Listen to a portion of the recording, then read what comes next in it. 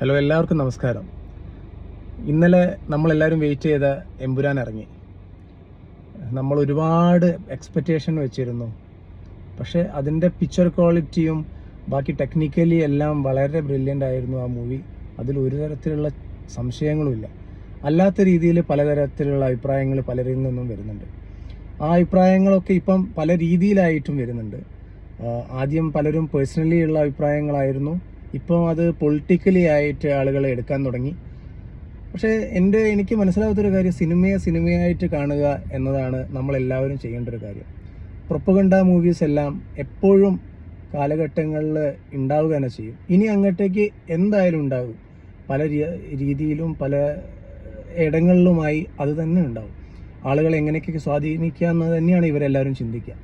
അപ്പോൾ ഇതൊരു പ്രൊപ്പഗണ്ട ആണെന്നോ അല്ലെന്നോ അല്ല ഞാൻ പറയുന്നത്. ഞാൻ പറയുന്നത് സിനിമയായിട്ട് മാത്രം കാണുക.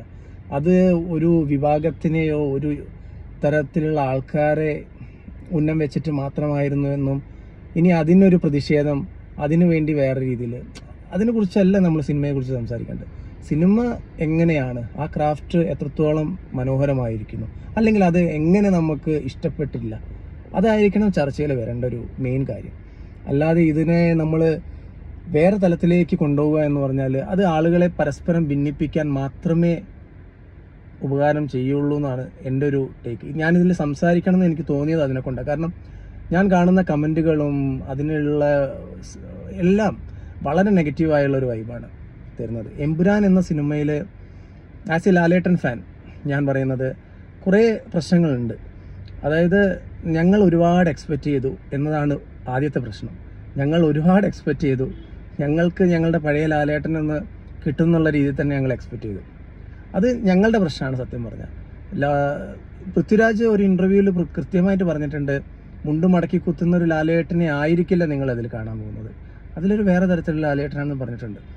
ഒരു നോർത്ത് ഇന്ത്യൻ മീഡിയയിൽ പോയിട്ട് ആ ഒരു ഇൻ്റർവ്യൂവിലായിരുന്നു ഞാൻ കേട്ടത്. പക്ഷെ പറഞ്ഞിട്ട് കാര്യമില്ല, നമ്മൾക്ക് നമ്മളുടേതായ ചേരുവകൾ എപ്പോഴും നമുക്ക് വേണമെന്ന് നമ്മൾ വാശി പിടിക്കുന്ന ആളുകൾ. അപ്പോൾ അങ്ങനത്തെ കുറച്ച് കുറവുണ്ട്. പിന്നെ ഈ ബി ജി എം എന്ന് പറഞ്ഞാൽ പാട്ട് ഫസ്റ്റും എൻഡും പിന്നെയും ഓക്കെ ആയിരുന്നു. അതിൻ്റെ ഇടയിൽ ഉള്ളൊരു പാട്ട് അത്ര ഒരു സുഖകരമായിരുന്നില്ല. പിന്നെ മോഹൻലാലിനെയും ബാക്കിയുള്ളവരൊക്കെ കാണിക്കുമ്പോൾ മാസ് സീൻസിലൊക്കെ വരുന്നൊരു ബി ജി എം അത് നമ്മളെ എന്താ പറയുക രോമാഞ്ചം കൊള്ളിപ്പിക്കുന്നതായിട്ടില്ല. അപ്പോൾ അതെല്ലാം കൂടി ആയപ്പോഴാണ് ഇതിലൊരു നമുക്ക് ഒരു സുഖക്കേട് തോന്നിയതും അതിന് റിയാക്ട് ചെയ്തതും. അല്ലാതെ സിനിമയെ വേറെ തരത്തിലേക്കൊന്നും കാണാതെ പൊളിറ്റിസൈസ് ചെയ്യാതെ എന്നും സിനിമയായിട്ട് മാത്രം ആളുകൾ കാണുക.